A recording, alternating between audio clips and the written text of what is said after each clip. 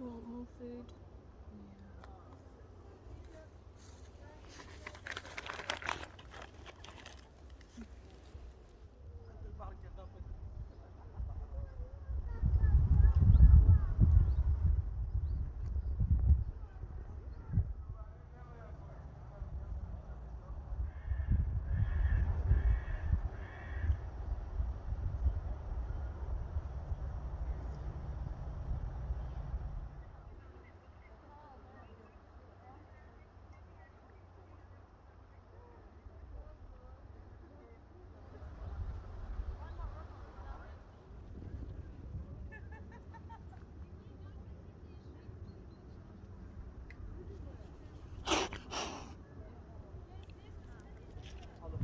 Rahat rahat bilmek varken hani alacaksın bunu yoksa almayacaksın. Zaten şu an ben sandım o var alamışım.